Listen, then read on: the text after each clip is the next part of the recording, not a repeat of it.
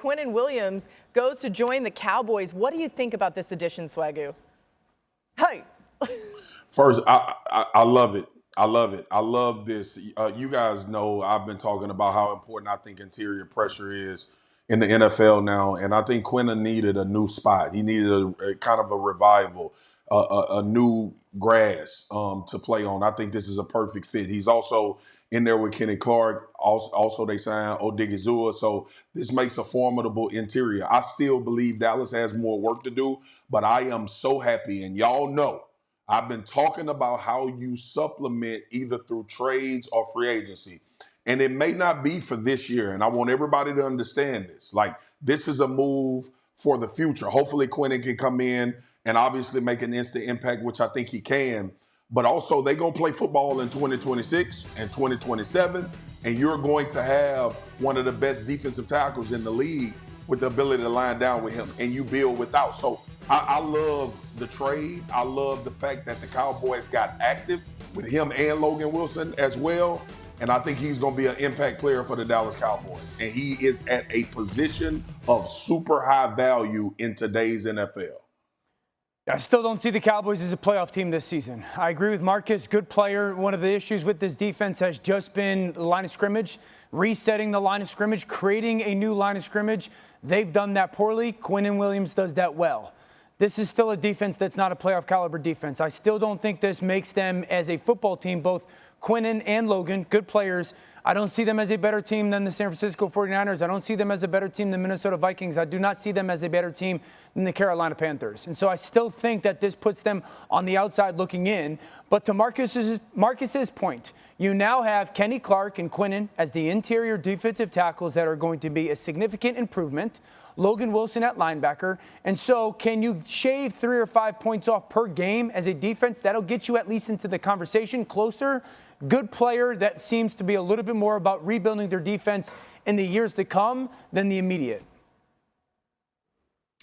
Yeah, I also do not see this moving the needle this year. In fact, watching the Cowboys last night, guys, I actually found myself thinking the pass rush looked pretty good. You talk about the defensive tackles. Donovan Ezeraku has been good for them as well, rushing off the edge. It's behind the defensive line where there's so many serious issues with this team. I do not think Logan Wilson, who comes from the Bengals, by the way, who might be the other worst defense in football along with the Commanders, moves the needle at all at the second level. And then we saw all the issues they had in coverage with Bland getting destroyed by Marvin Harrison Jr. is probably their best cornerback. So as far as this year goes, it's not enough. Now, as far as the bigger picture goes, that's where I'm a little more optimistic because, Marcus, you're right. Quinnen Williams is a really, really good player. He's the kind of player you want to build around.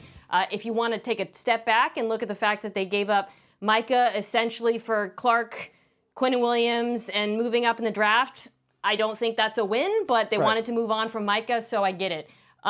This is a team that has to add in the secondary and at linebacker this offseason if they want to be competitive, because I don't see it this year. I agree with you both. I don't think it was about just this year. I know Jerry came out and talked about what can I do this particular season. We watched them lose to Arizona. That was a team that had lost 5 straight. And I don't see Dallas marketably improving enough, to y'all point, to get to the playoffs. But think about how many times I've sat on the show with you all and how inactive Dallas has been in these particular situations, how inactive and not forethinking that they've been. We've asked for moves that would maybe not fix that year, but it would also help you in alignment with what you want to do going towards the future. That's my level of excitement, the willingness to go out and actually make a move for a player that you can get better with. You can no longer win championships without supplementing through trade and free agency. We know that on this show because we've watched the teams that have won NFL championships do what Dallas decided to do for the first time, I feel like, in a long time. And not just getting players, getting an impact guy, a guy that can really make a difference. So I'm with you all on this season, but they will play football, and we will be on this show in 26 and 27, which I think is going to help them going forward. Yeah, I like it. I mean, so. listen, like that's good perspective if you're a Cowboys fan. The wise Swagu. They've made some notable trades this season, including 2 today to add to the defense. Jerry told us yesterday that they did something. We're just waiting to find out what it was. So here's what it all was. Trading for linebacker Logan Wilson and the biggest splash, defensive tackle Quinnen Williams. Marcus, how you feeling about your Dallas Cowboys now with this move?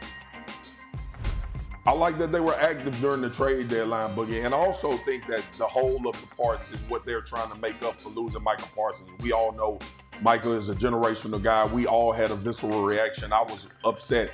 But then it was about what Jerry said, is that we want to go build and have more people. Where it seems like he's operating in that vein, which makes me very happy. He could have said that and did nothing, but he decided to go get somebody that I think can be a difference maker for this team in the future, not just this year.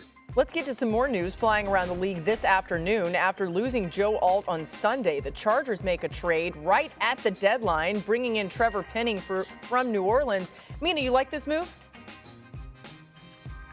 Well, they obviously needed offensive line help, having lost both Rashawn Slater and Joe Walt for the season, their bookend tackles. Penning was drafted as a tackle in the first round, and then he got moved inside. I'll be interested in seeing where the Chargers decide to play him. But look, there aren't starting caliber tackles available for trade, so I don't blame them for taking a shot. But you're not going to get, Alt, Slater, or even close to that level of play, obviously. Just speaks to how much talent they did have, right? Another team working to bolster their defense, after a rough start this season is the Ravens, who traded for DB Alohi Gilman last month. Now pass rusher Draymond Jones just before the trade deadline. Dan, you expect a big turnaround for Baltimore after these moves? As long as Kyle Hamilton plays near the football, they'll be fine. This defense, I know the addition of Draymond's been a big deal. But I would say this, if Draymond can rush the passer, their rookie Mike Green has been good recently. Kyle being near the football, I do think that this defense will continue to play improved ball. Go ahead, Adam. No, I was going to say, when you said as long as Kyle Hamilton is close to the line of scrimmage, that was why they traded for Alohi Gilman, so that they could move Kyle Hamilton close to the box, down to the line of scrimmage, and that's exactly what they've done the last couple of games, and it's showing up. He's played pretty well. Yeah, and if those two guys, Draymond Jones and Mike Green, their rookie, if those two can rush the passer a little bit more consistently than they have, and Kyle continues to stay healthy near the football, if this defense plays the way it has the last 3 weeks, they'll absolutely be in it by the end of December. Yeah, Mike Green's looked like a good pick. So I wondered about that. He's coming on. It's still early. He's coming on.